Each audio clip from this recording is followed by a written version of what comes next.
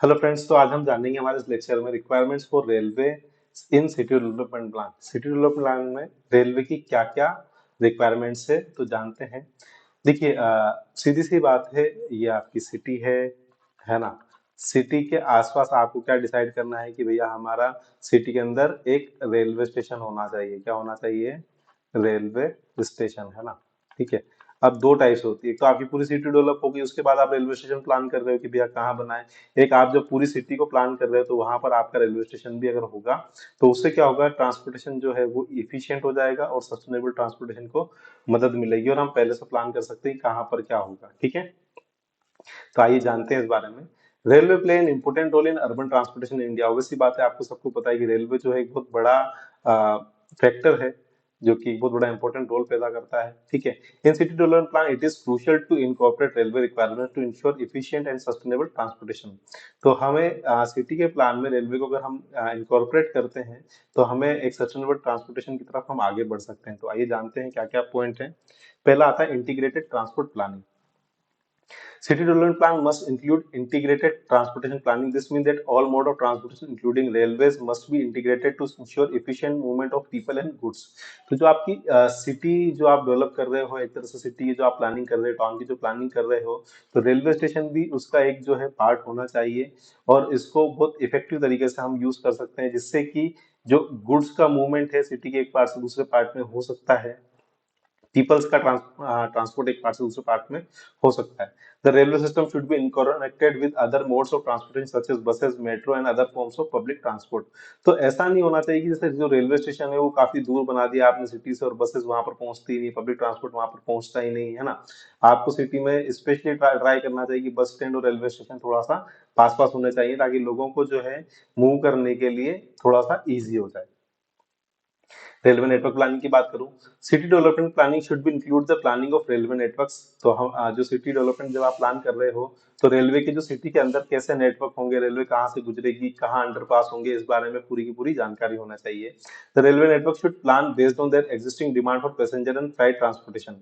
तो फ्राइट का मतलब होता है जो माल आप ले जाते हो, जो जैसे कोयला हो गया, कोई ट्रांसपोर्ट की कोई चीज आप आपकी सिटी में मंगवाते हो, तो उसके लिए कैसी उसकी डिमांड, एग्जिस्टिंग डिमांड क्या है पैसेंजर की, उसके अकॉर्डिंग जो रेलवे का नेटवर्क है वो आपकी सिटी के अंदर प्लान होना चाहिए। The network should cover all important destination should be design to cater the future growth of the city. तो जो रेलवे स्टेशन है या रेलवे का जो आपकी सिटी के अंदर से रूट जा रहा है वो इंपोर्टेंट डेस्टिनेशन को कवर करता हुआ जाना चाहिए और उसमें फ्यूचर के एक्सपांशन की संभावना भी होनी चाहिए। रेलवे स्टेशन की प्लानिंग में क्या क्या आता है, देखिए। Railway station are crucial nodes in railway network. Obviously बात, सबसे इंपॉर्टेंट जो पार्ट है वो रेलवे स्टेशन ही है। They should be design to cater the needs of passenger such as waiting area, ticket counter and rest room. तो जो आपके यहाँ पर रेलवे स्टेशन है वहां पर क्या क्या चीजें होनी चाहिए, वेटिंग एरिया होना चाहिए कि अभी कोई ट्रेन लेट हो गई है, टिकट काउंटर्स वहां पर प्रॉपर अवेलेबल होना चाहिए कि ज्यादा एक्सेसिव भीड़ या फिर बहुत ज्यादा लोग जब सफर करें तो भी वो इजीली उसको हैंडल कर पाए। रेस्ट रूम्स वहां पर अवेलेबल होना चाहिए, पब्लिक सर्विसेज वहां पर अवेलेबल होना चाहिए। The station should be easily accessible by other modes of transport such as bus, metro and private vehicle. तो स्टेशन जो है इजीली एक्सेसिबल होना चाहिए वहां पर, मतलब आपका जो रेलवे स्टेशन है वहां पर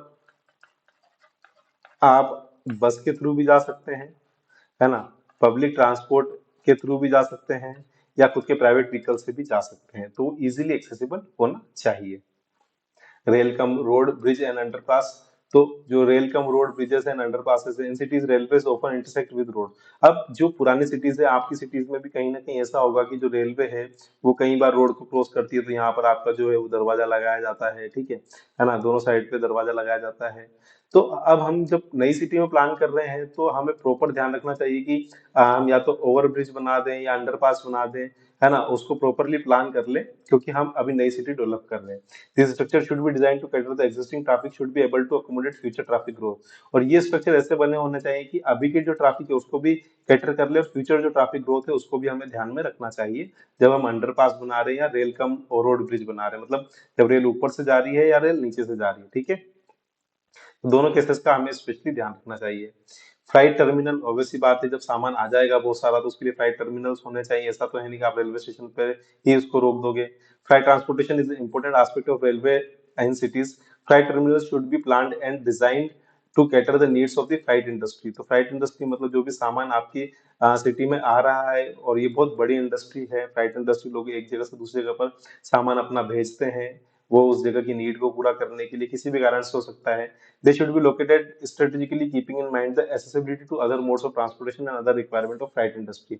जो फ्लाइट इंडस्ट्री की रिक्वायरमेंट्स है और जो मोड ऑफ ट्रांसपोर्टेशन चाहिए वहां पर आने जाने के लिए, तो उसको ध्यान में रखकर ही आपको फ्लाइट टर्मिनल बनाने पड़ेंगे। Railway maintenance facilities are crucial for the smooth functioning of the railway system. The city development plan should include the planning and construction of maintenance facilities such as workshop, yards. तो railway maintenance की proper facilities available होनी चाहिए, वहां पर workshops available होने चाहिए, yards available होने चाहिए। These facilities should be designed to cater the needs of railway system and should be located strategically. तो इसको भी बहुत ध्यान से स्ट्रेटेजिकली हमें बनाना पड़ता है, और रेलवे सिस्टम की नीड्स को ये फुलफिल कर पाए, हमें ऐसा बनाना पड़ेगा, ऐसा डिजाइन करना पड़ेगा।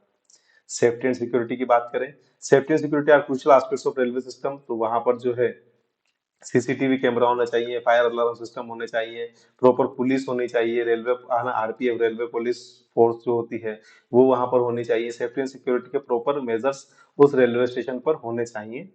ठीक है, तो इस हिसाब से हमें रेलवे स्टेशन की प्लानिंग करनी है। कंक्लूजन की बात करते हैं, आप सब्सक्राइब कर दीजिए, आपने सब्सक्राइब नहीं किया है तो।